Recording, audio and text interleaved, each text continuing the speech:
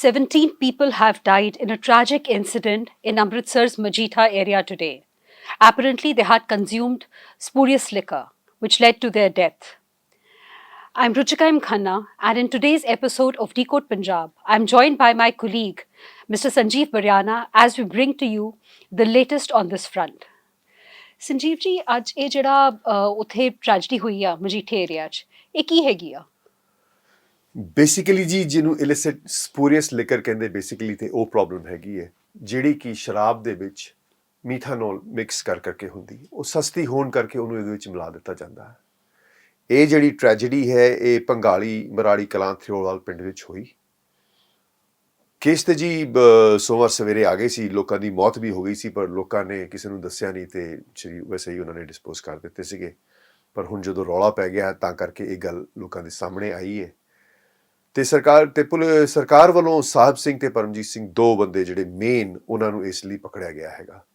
Issue ਉਹ ਨਹੀਂ, issue ਹੈ ਕਿ ਇਹ ਪੁਰਾਣੇ ਵੇਲਿਆਂ ਤੋਂ ਹੀ ਜਿਹੜੀ ਸ਼ਰਾਬ ਇਸ ਕੈਟੇਗਰੀ ਦੀ ਹੈ ਉਹ ਬੰਦੀ ਹੈ। ਵੈਸੇ ਸਾਨੂੰ ਵੀ ਪਤਾ ਹੈ, ਲੋਕਾਂ 'ਚ ਵੀ ਘਰਾਂ 'ਚ ਵੀ ਸਰਵ ਹੁੰਦੀ ਹੈ, ਪਰ ਇਸ 'ਚ ਸਭ ਤੋਂ ਵੱਡਾ ਜਿਹੜਾ ਇਸ਼ੂ ਹੈ ਉਹ ਤਾਂ ਇਹ ਹੈਗੀ ਇਲਿਸਿਟ ਹੋਣ ਕਰਕੇ ਇਹਦੇ ਅੰਦਰ ਕੋਈ ਮਾਪਦੰਡ ਨਹੀਂ ਹੁੰਦਾ ਕਿ ਕਿਹੜੀ ਚੀਜ਼ ਕਿੰਨੇ ਪੈਮਾਨੇ ਨਾਲ ਪੈਣੀ ਚਾਹੀਦੀ ਹੈ। ਲੋਕ ਤਾਂ ਜੀ ਇਹਦੇ 'ਚ ਮਰੀਆਂ ਹੋਈਆਂ ਛਿਪਕਲੀਆਂ ਵੀ ਪਾਉਂਦੇ ਆ, ਲੋਕ ਤਾਂ ਜੀ ਇਹਦੇ ਵਿੱਚ ਬਹੁਤ ਗਲਤ ਚੀਜ਼ਾਂ ਪਾਉਂਦੇ ਨੇ। ਸੋ ਇਸ ਕਰਕੇ ਇਹ ਪ੍ਰੋਬਲਮ ਹੈਗੀ ਹੈ। ਪਰ ਇਹਦੇ ਕਰਕੇ ਦੇਸ਼ ਆਪਣੇ ਸਟੇਟ ਦਾ ਜਿਹੜਾ ਮੂਡ ਜਿਹੜਾ ਬਿਲਕੁਲ ਪੋਲੀਟੀਕਲ ਹੋ ਗਿਆ ਲੱਗਦਾ।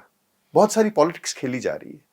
ਤੁਸੀਂ ਕੀ ਦੇਖਦੇ ਹੋ ਕਿ ਕੀ ਹੋ ਰਿਹਾ ਹੈ, ਕਿਵੇਂ ਪਾਰਟੀਆਂ ਕਰ ਰਹੀਆਂ? ਸੰਜੀਵ ਜੀ ਇਹ ਜਿਹੜਾ ਆਪਾਂ ਗੱਲ ਕਰ ਰਹੇ ਹਾਂ ਜਿਹੜੀ ਅੱਜ ਇਹ ਟ੍ਰੈਜਡੀ ਹੋਈ ਆ, ਇੱਥੇ ਜਿਹੜਾ ਸ਼ਰਾਬ ਬਣਾ ਕੇ ਵੇਚੀ ਗਈ ਆ ਇਹਦੇ 'ਚ methanol was probably just diluted and that is what was serve to these people.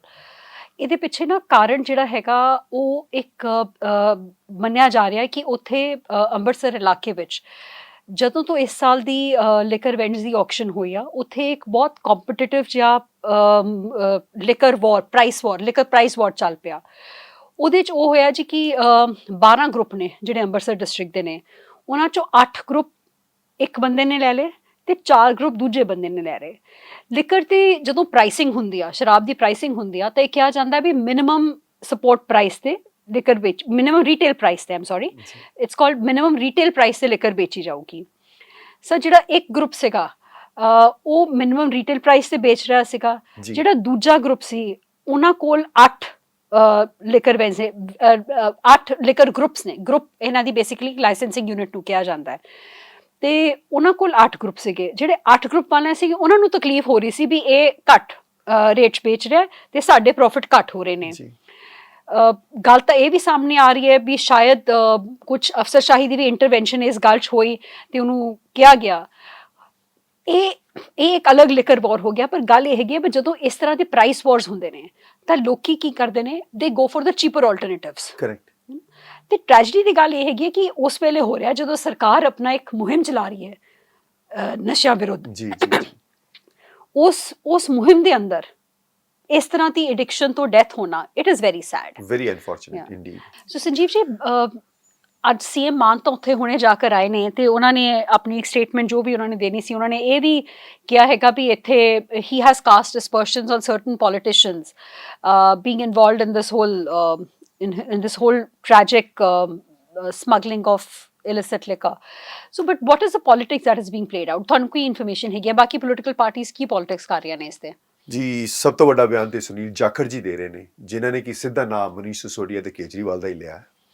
ਉਹ ਤੇ ਕਹਿ ਰਹੇ ਕਿ ਜਦ ਦਿੱਲੀ ਵਿੱਚ ਹਾਰ ਚੁੱਕੇ ਤੇ ਪੰਜਾਬ 'ਚ ਬੈਠੇ ਕੀ ਕਰ ਰਹੇ, ਔਰ ਉਹਨਾਂ ਲੀਡਰਾਂ ਕਹਿੰਦੇ ਇਹਨਾਂ ਦੇ ਲੀਡਰਾਂ ਦਾ ਨਾਮ ਸਿੱਧਾ ਦਿੱਲੀ ਦੇ ਵਿੱਚ ਜਿਹੜੀ ਕਿ ਲਿਕਰ ਵਾਰ ਜਿਹੜੀ ਇਲੀਗਲ ਲਿਕਰ ਦਾ ਕੇਸ ਜਿਹੜਾ ਉਸ ਵਿੱਚ ਇਹ ਜੇਲ੍ਹ 'ਚ ਵੀ ਬੈਠ ਕੇ ਆਏ ਨੇ। ਸੋ ਇੱਥੇ ਕੀ ਕਰ ਰਹੇ ਨੇ? ਇਹਦਾ ਮਤਲਬ ਇਹ ਲੋਕ ਡਾਇਰੈਕਟਲੀ ਇਨਵੋਲਵਡ ਨੇ, ਨੰਬਰ 1। ਨੰਬਰ 2, ਉਹ ਤੇ ਪੋਲੀਟੀਕਲ ਲੀਡਰਸ ਦਾ ਡਾਇਰੈਕਟ ਐਸੋਸੀਏਸ਼ਨ ਕਹਿ ਰਹੇ ਕਿ ਇਹਨਾਂ ਦੇ ਨਾਲ ਹੈਗੀ ਹੈ। ਪਰ ਉਸ ਤੋਂ ਵੀ ਵੱਡੀ ਗੱਲ ਜਿਹੜੀ ਉਹ ਕਹਿ ਰਹੇ, ਕਹਿੰਦੇ ਕਿ ਅਸੀਂ ਤਾਂ ਗਵਰਨਰ ਨੂੰ ਮਿਲਾਂਗੇ, ਅਸੀਂ ਤੇ ਗਵਰਨਰ ਨੂੰ ਕਵਾਂਗੇ ਕਿ ਇਹ ਲੋਕਾਂ ਨੂੰ ਤੁਸੀਂ ਸਰਕਾਰੀ ਘਰ ਕਿਵੇਂ ਦਿੱਤੇ ਹੋਏ ਨੇ ਰਹਿਣ ਵਾਸਤੇ ਔਰ ਸਰਕਾਰੀ ਕੰਮਾਂ 'ਚ ਦਖਲ ਦੇਣ ਵਾਸਤੇ, ਇਹਨਾਂ ਨੂੰ ਪੰਜਾਬ 'ਚੋਂ ਕੱਢ ਦਿੱਤਾ ਜਾਵੇ।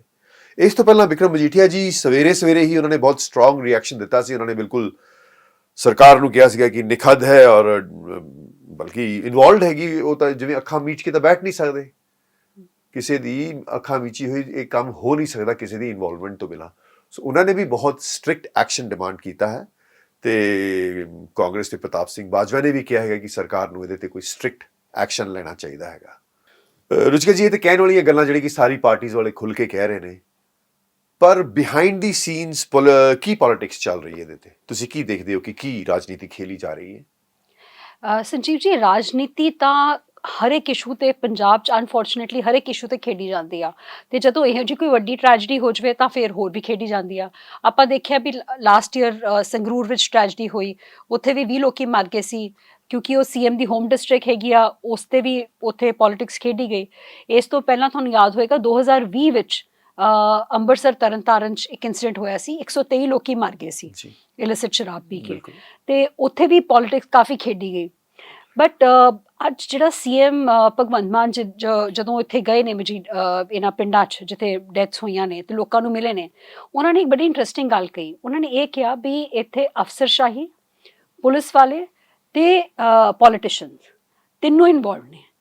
ਤੇ he in fact he did not say it once, he reiterated it again and again, saying that all three parts of the government are involved in this. So who are the people involved? I'm sure everybody wants to know. And why should such tragedies happen in Punjab every few years, and why is no action being taken? So ਹੁਣ ਸਰਕਾਰ ਦਾ ਤਾਂ ਇਹ ਕਹਿਣਾ ਹੈਗਾ ਕਿ ਇਹ ਜਿਹੜੀ methanol ਨੇ ਇਹ ਲੋਕੀ ਆਨਲਾਈਨ ਪਲੇਟਫਾਰਮਸ ਤੋਂ ਬਣਾਉਂਦੇ ਨੇ। It's an online marketplace, you do not know who the buyer is and you do not know who the seller is. So as a result in that garb of anonymity, people get methanol and then they're using it. But there has to be something that has to be done to ensure कि ਇਹੋ ਜਿਹੇ incidents ਦੁਬਾਰਾ ਨਾ ਹੋਣ। You were right. A few years back, it had happened that industrialist from Ludhiana was caught. He had supplied about three cans of methanol to it. So there is also involvement of those people, and government had tried to catch its hand on that.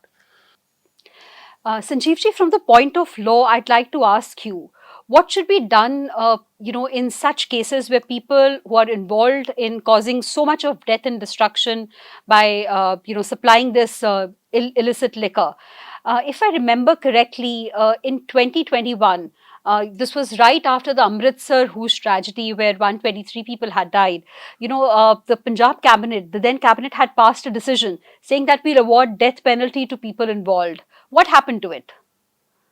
Since the issue involved death penalty, the issue of death penalty would have to be sent by the state to the Center for a Clarification to be involved in the Bharatiya Nyaya Sanhita. Even before this, when the state had passed a death penalty for those indulging in sacrilege, it could not be implemented because of the legal thing.